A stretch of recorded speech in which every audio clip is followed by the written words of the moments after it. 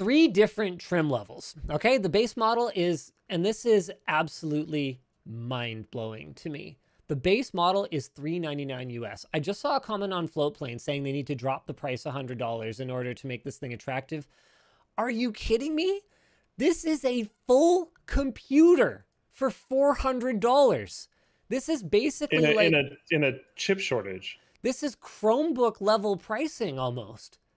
Except that it's got a built-in, what I'm assuming is high quality controller, and it's going to be a relatively non-mainstream product. I mean, maybe. Gayban also came out and said they're expecting to sell, quote, millions of these things. But man, this is an engineering challenge to build these things. You know, Valve's got to make some money. I mean, there's they're someone just in getting by. chat saying rich guy view. Rich guy view? What are you talking about? I feel like I often don't take the rich guy view, and I would say if you expect that to be $299, you're out to freaking lunch. It's not that there's like it's just wishful thinking. And sure, you could say, "Oh, I really want this to be $100."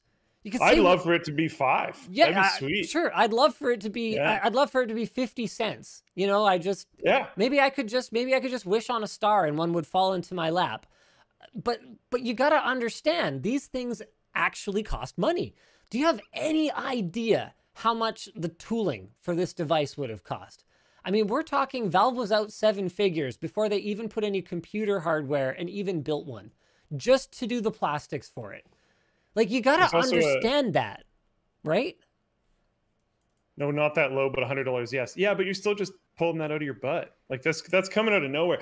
For the stuff that's in this, especially during a chip shortage, this is not an egregious price. I would love to say it is, but it's just not. Let's ignore the chip shortage, because by the time this thing ships, you know, looking at what's happening with GPU pricing in China, we're going to talk about that a little bit later on the show. Who knows? Maybe the chip shortage will be alleviated somewhat. But let's look at what else is on the market. Going into manufacturing now. Because you can't just look at a product in a vacuum, right? You can't just say, well, it's more expensive than I would like, therefore it should be cheaper. Everything has a cost, and everything has to compete with what else is available in the market. So let's look at what else is available in the market. There's the Nintendo Switch, which is $299 US for a flipping 4-year-old ARM CPU with a Tegra a Tegra SoC with an ARM CPU, and what is it, like Maxwell GPU on it? Tegra X1, is it Maxwell? I think it is. Yeah.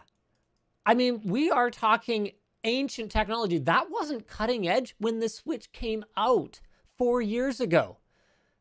Nintendo wants $299 for that.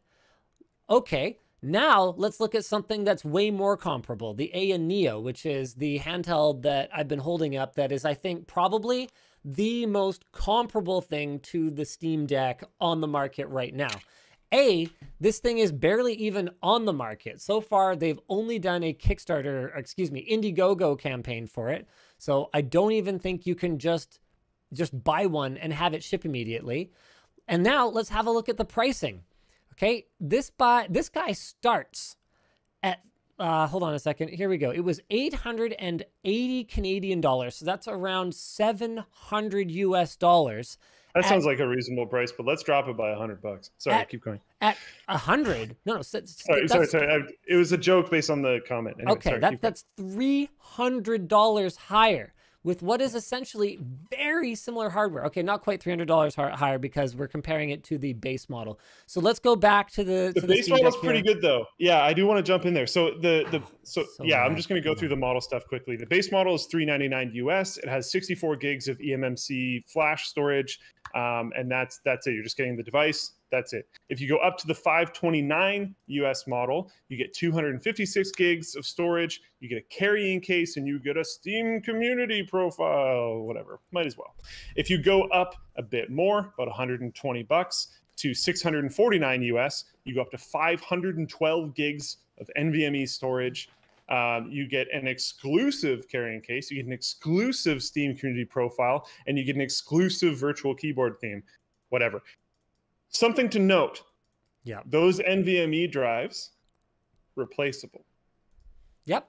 So they're 30 Crazy. millimeter NVMe drives. This is where we get into the comparisons with the Aya Neo a little bit. So the Aya Neo at its cheapest early bird price was $50 more than the comparably equipped Steam Deck. There was a problem with the notes. Sorry, there's a problem with the notes. The base model does include a carrying case. The main difference on these two, sorry. The main difference is that you go from 64 gigs of eMMC to 256 gigs of NVMe, just straight up. Okay. So it's faster storage, more storage, not a carrying case thing, and you get the community profile.